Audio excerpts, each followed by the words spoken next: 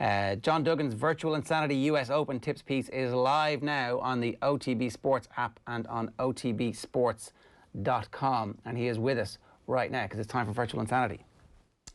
Yeah, good morning, Ger and Tommy. I just want to say before we start this, deepest sympathies with the family and friends of Pat Mullen. Just very, very sad news, and great jockey and a great man. And yeah, it was very tough to read that last night and this morning. I think the outpouring of grief and emotion, obviously you heard from Johnny Marsh and Johnny Ward earlier on, was fitting for such an ambassador. That cancer trials day, which actually was a year to the day that Pat died, was one of the best things I've ever seen. I didn't realise it was the first anniversary of that, was it? Yeah, exactly.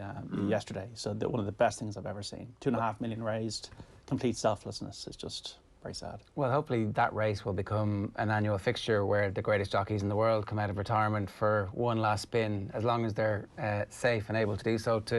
It'd be a great testimony, and it'd be something that maybe they can look to do next year when we have crowds back as well. So, all right.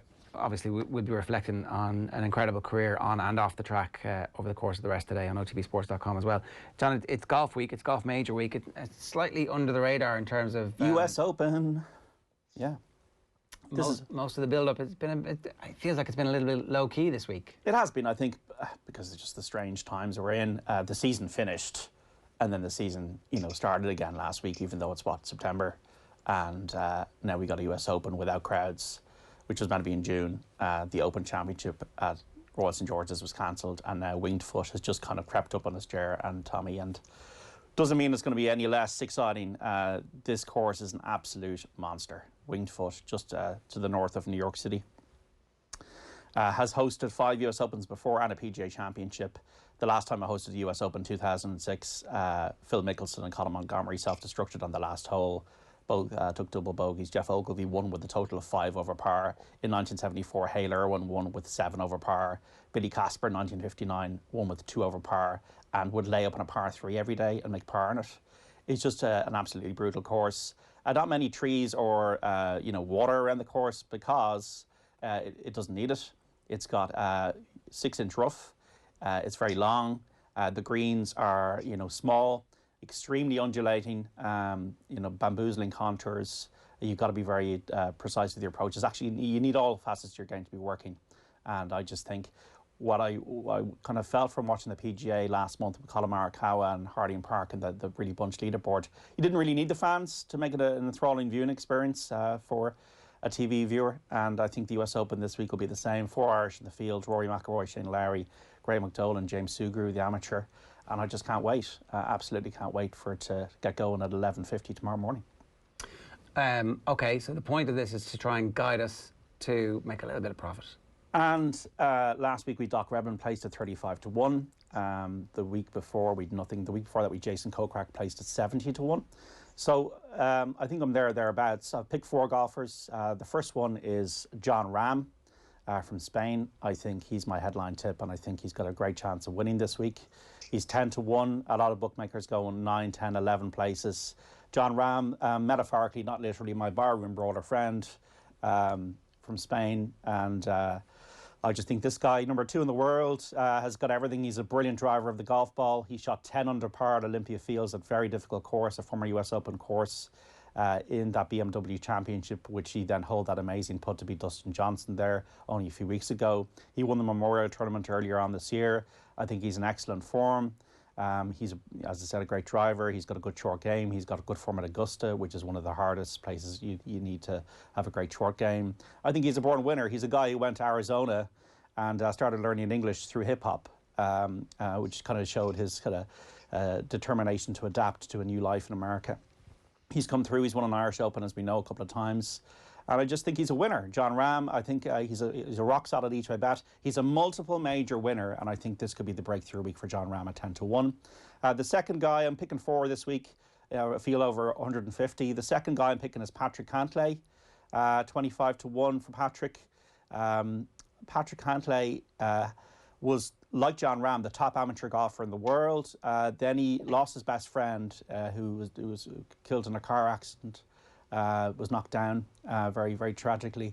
and then he had real back problems for many years. So he went kind of off the radar for a few years, but then battled back to get on the tour.